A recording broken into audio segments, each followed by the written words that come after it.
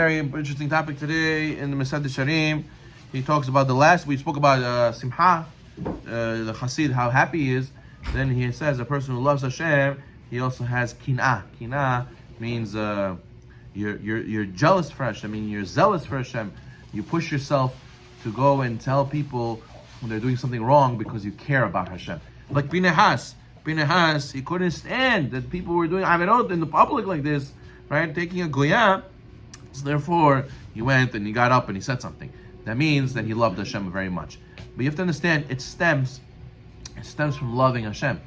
Some people, they like to just make mahloket, and they dress up their mahlokets as Hashem Shamayim. What do you mean? I'm fighting about kashrut. I'm fighting about Shabbat. I'm fighting about some Torah value. But if it's not coming from because I really love Hashem, that's why I make a big deal about it.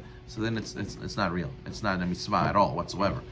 Some people just like to fight. The Havetz Chaim, what's a sign that if you're doing it Hashem Shamayim, if you could get out of this, if you could stop the guy from sinning, but without fighting with him, so then you would obviously try to do it that way. But if you like to fight, so you're always going to fight, right? So it's the Havetz Chaim. There was a guy, big balabait, a very important person in the community. He was Halal Shabbat.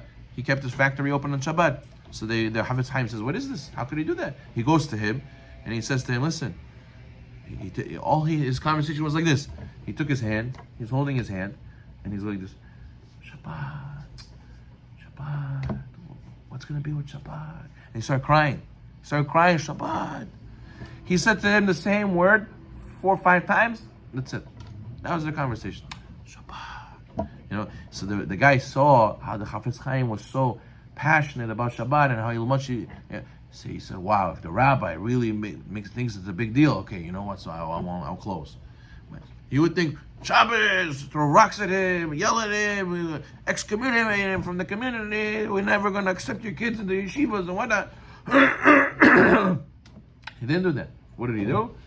He told him a few words, he cried, and he made him chozer b'tshuva, he made him stop doing the Averah. But the fact that he said something shows that he loves Hashem. A person who loves Hashem, imagine you're standing with your kids, right? And some guy comes to you, right? It happens all the time in school. Some kid bullies your son. You right away, you become Pinehas. What is this? Rabbi, what is this? My son's being bullied in school. Show me who this kid is. Let me go talk to him, right? You become like Pinehas. You take out the spear. You're ready to shish kebab anybody, right?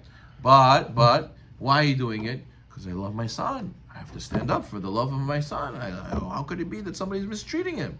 So Hasid does the same thing for Hashem. He said, how could it be? People not doing what Hashem says? People not respecting what Hashem says? How could it be? What is this? Now, does it mean that he goes and takes out his spear and shish kebabs everybody? No. It just means he has to think of a way of how to convince everybody to start respecting Hashem's word. And if you say nothing, really in halakha we learned that if you could have said something, you didn't say anything, you're considered a sinner as well. But more than that, let's say a guy won't listen to you, so there's no mitzvah of rebuke. But a person thinks about the suffering of the Shekhinah, how Hashem feels that nobody listens to him. It hurts you. You can't sleep at night. So much so that what is there a mitzvah to do? Tikkun Hatzot. Tikkun Hatzot. You get up in the middle of the night and you cry for the galud. How could a person do that? Cry. Go. You ever sit down and say, "Oh, go cry into Shabbat"? Oh, I'm trying. It doesn't come out. I don't feel it. A person who really loves Hashem and he really is a Hasid, he can't sleep at night. It's bothering him. How am I going to fix it that these people will do mitzvot and serve Hashem? What do we have to do to get to such a point? How are we going to make them all chozer b'tshuva? This is an agenda of his. Why? Because he loves HaKadosh Baruch Hu very much. A person who loves, let's say, recycling.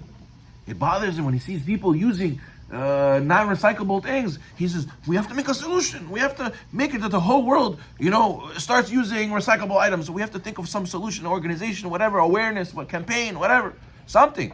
So therefore, a person who loves Hashem, he does the same thing for the mitzvot. He says, we have to fix it. I see some problem in the community. How do we fix it? It doesn't have to be only through fighting. I'm not a fighter. I just want to do for the sake of Hashem. And that's another part of being a Hasid.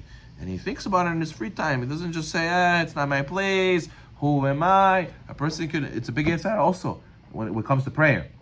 A person can say, the Masad Sharim says this also, in regards to Tikkun Hatzot. Me, little old me, I should cry for the Shekhinah, for the Galut, for the Beit HaMikdash. Hashem's going to hear my prayer. The Messiah Hashem says that's wrong. Why? Because we don't know the power of our prayers, especially in our generation. And we don't know, if everybody thinks like this, then what? So nobody's going to pray. Nobody's going to pray. Everyone's going to say, oh, little old me, why would Hashem listen to a little old me? Yes, Hashem wants to listen to a little old me, a little old you. Hashem says in the Torah, Masechet Sanhedrin, Hashem created the man alone. First, Adam Rishon was alone. Why? To teach you that each person has to say, Bishvili nivra olam. For me, the world was created. I am hashuv in Hashem's eyes, like Adam Rishon. I'm like the only. If Hashem saw I'm the only man in the world, the apocalypse, there was only the last guy in the world was me. Hashem will make the sun rise still in the morning for me. Why? Because I am valuable in Hashem's eyes, and my prayers mean something. And when I cry for the Shekhinah and I cry for the temple, Hashem does definitely listen. So therefore, a person cannot say, who am I? What am I should do nothing, sit here on the side, be quiet. No, you got to do something. Do you have to fight? No, you don't have to fight.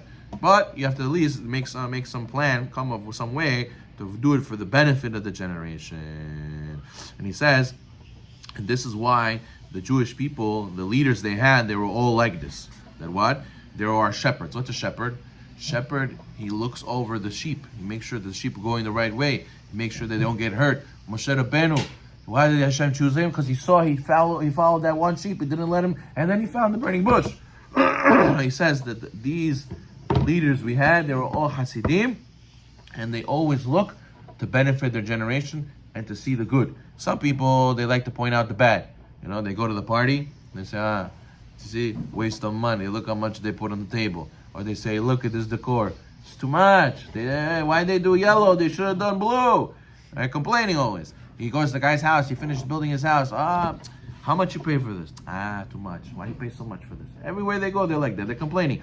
And they see the generation. They come to the minyan. Why this minyan is too long? The Hazan go faster. Well, we could save 10 minutes. The shul, 1,000 people in the shul, not one bottle of milk. What is this? Why they don't have a milk always? What's wrong over here?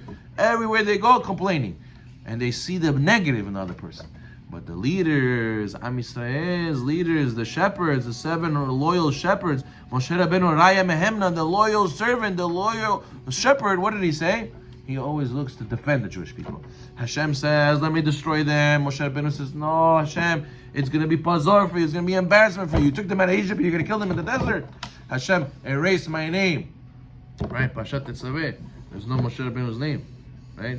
Hashem, he says, if you're going to erase the Jewish people, erase my name first. Erase me and let the Jewish people live. They're always looking to see the good in the Jewish people. Right? We learned Masechet Pesachim a few days ago, and between Mincha Arvit, after Mincha Arvit, we learned that what's his name? What was the Navi's name? Hosea, what did he say? Hashem says, let me destroy the Jewish people. And Hosea said, yeah, you're right, let them get destroyed. And look, he got big problems because of that. Hashem made him a lot of suffering because of that. So you should always try to look in the good of the Jewish people. Like Rav Levi Yitzchak Mebaditchev, who always try to see the good. That's what the Hasid does. The famous story with him? He used to let everybody inside his sukkah. And the student said, Rabbi, what is this? You bring the gamblers, you bring the robbers, you bring all these low lives to your sukkah. He says, yes, you know why? Because in Shamayim I'm going to go to the sukkah Leviathan. I want to go to when the Mashiach comes, I want to go to that sukkah with all the tzaddikim. They're going to tell me, you're not a tzaddik, you're not on the list. You know what I'm going to tell them? Tell them, I brought these guys to my sukkah, you better let me into your sukkah. The way you look at others is the way Hashem will be. The Hasidim, they know this. And therefore they don't say, I'm good, I have money, I'm happy, I'm religious, shalom alay nafshi, I'm going to go and live on with my life. No, they care about their whole community. Baruch na